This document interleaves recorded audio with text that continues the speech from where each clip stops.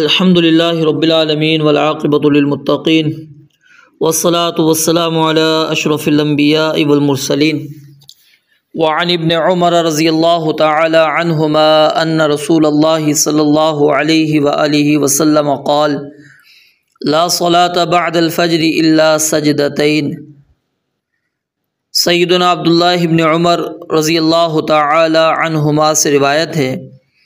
بیان کرتے ہیں کہ رسول مکرم علیہ الصلاۃ والسلام نے ارشاد فرمایا، لا صلاۃ نہیں ہے کوئی نماز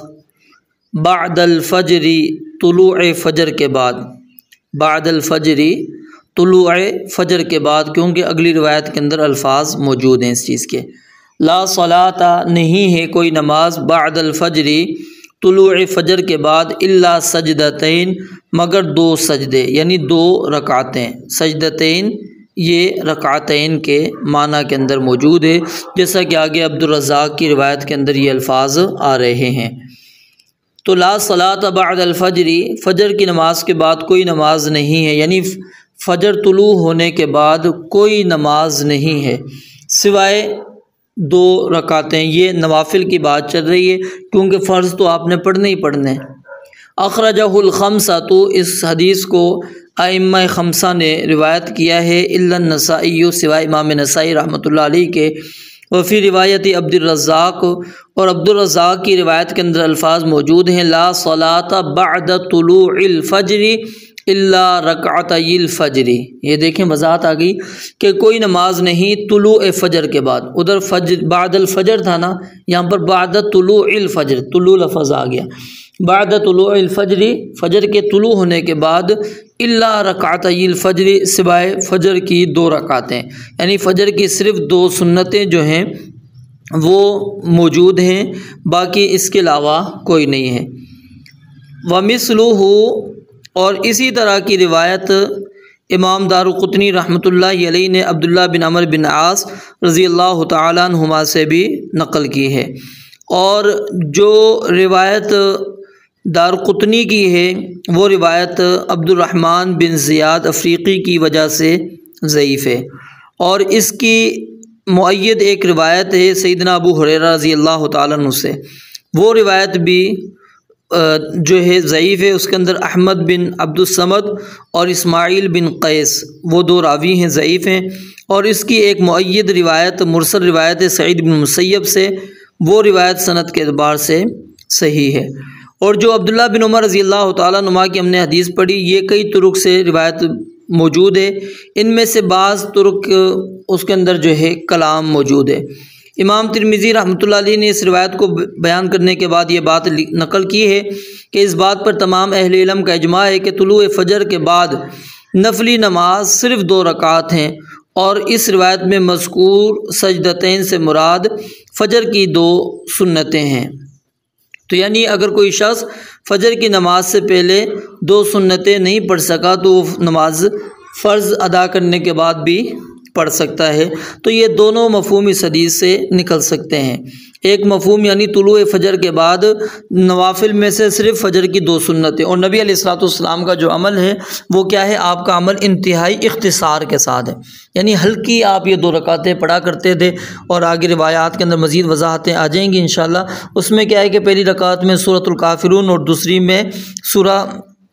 اخلاص آپ علیہ الصلوۃ والسلام پڑھا کرتے تھے، اتنی ہلکی آپ پڑھتے تھے۔ تو یہ اس بات کی مؤید ہے، یہ اس بات کی دلیل ہے کہ طلوع فجر کے بعد فرض نماز کے علاوہ صرف جو ہیں دو سنتیں جو ہے فجر کی، اس کی بڑی اہمیت اور تاکید ہے، وہی سنتیں موجود ہے، اس کے علاوہ کوئی نہیں۔ اور اس حدیث سے علماء نے یہ بھی استدلال کیا ہے کہ اگر کوئی اور نماز ہوتی تو وہ ضرور نبی علیہ الصلوۃ والسلام پڑھتے۔ پھر دوسرا اس حدیث سے ایک یہ بھی مسئلہ نکلتا ہے کہ طلوع فجر سے لے کر جب تک آپ نماز فجر نہیں پڑھتے اس دوران کیا ہے، پابندی نہیں ہے، یعنی پیچھے جو آپ نے نماز حدیث پڑھی تھی نا، اس کے اندر کیا تھا کہ جب آپ نے فجر کی نماز پڑھ لی اس کے بعد کوئی نماز نہیں، حتی تطلع الشمس، یہاں تک کہ سورج جو ہے طلوع ہو جائے۔ تو یہاں پر کیا آ رہا ہے کہ فجر کے طلوع کے بعد، تو ان دونوں حدیثوں میں بظاہر کوئی تعارض نہیں ہے۔ غور کریں تو اس کے اندر یہ صرف مسئلہ یعنی آ رہا ہے کہ فجر کے طلوع کے بعد نماز تک صرف 2 رکعتیں، ٹھیک ہے، اور اس کے بعد مطلق نفی آ گئی ہے، فجر کے بعد کوئی آپ نے نہیں پڑھنی۔ ہاں فجر کی سنتیں آپ بعد میں پڑھ سکتے ہیں، وہ آپ کو میں نے پہلے بتلا دیا تھا۔ اگلی روایت دیکھیں، وعن ام سلمۃ رضی اللہ تعالی عنہا قالت صلی رسول اللہ صلی اللہ علیہ وسلم العصر۔ ام سلمہ نبی علیہ الصلوۃ والسلام کی بیوی ہیں، زوجہ ہیں، ام المؤمنین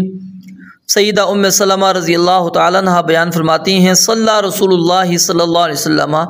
نبی علیہ الصلوۃ والسلام نے نماز پڑھی، العصر عصر کی، ثم دخل بیتی، پھر میرے گھر میں داخل ہوئے۔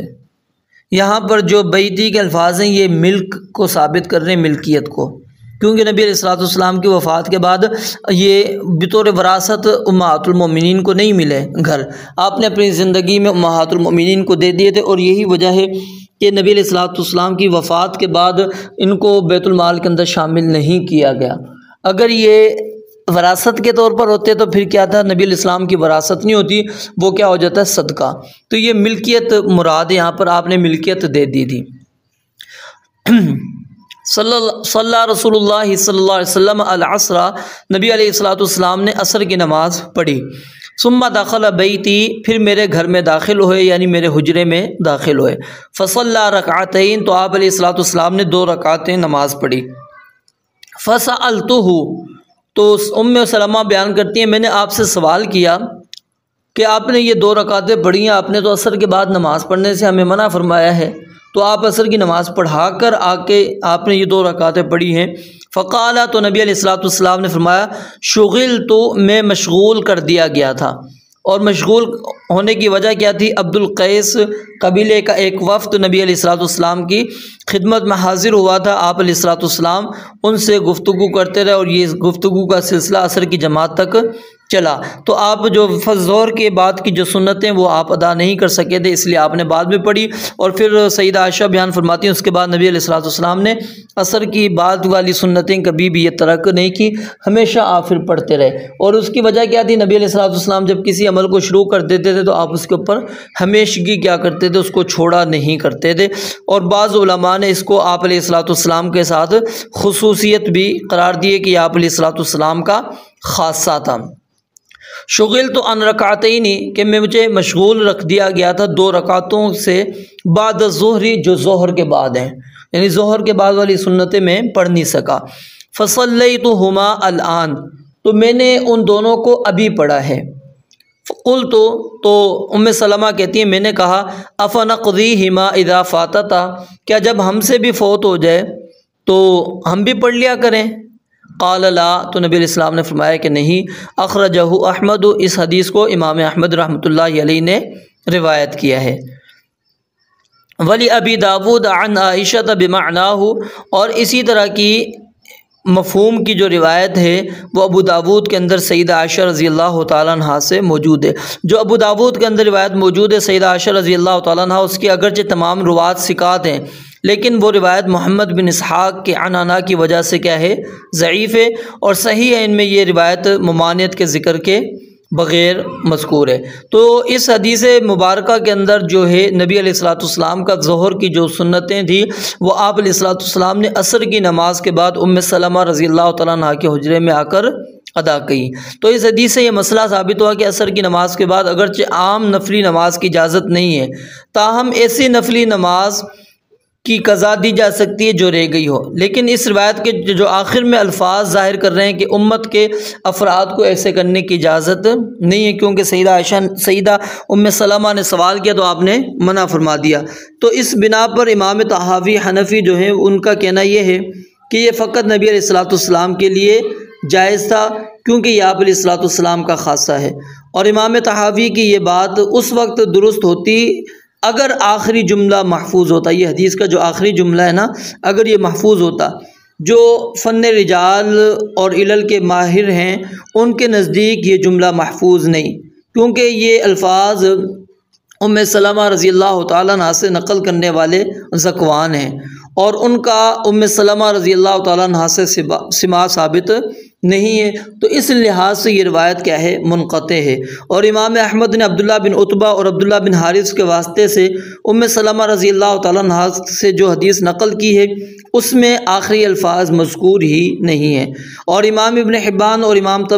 طبرانی رحمہ اللہ نے بھی یہ روایت ان الفاظ کی زیادتی کے بغیر نقل کی ہے، اور امام مسلم اور امام بخاری نے قریب عن ام سلمہ کے طریق سے یہ روایت نقل کی ہے، اس میں بھی یہ آخری الفاظ نہیں ہیں۔ تو یعنی جو آخری الفاظ ہیں افنقضیہما اذا فاتتا، یہ جو ہیں ثابت نہیں ہے۔ تو اس لیے علماء نے اس کے اندر صحیح حدیث سے یہ مسئلہ نکالا ہے کہ اگر کسی بندے کی عادت ہے وہ 12 رکعتیں پڑھتا ہے، اور اگر کسی وجہ سے وہ ظہر کے بعد والی سنتیں نہیں پڑھ سکا تو وہ شخص عصر کی نماز کے بعد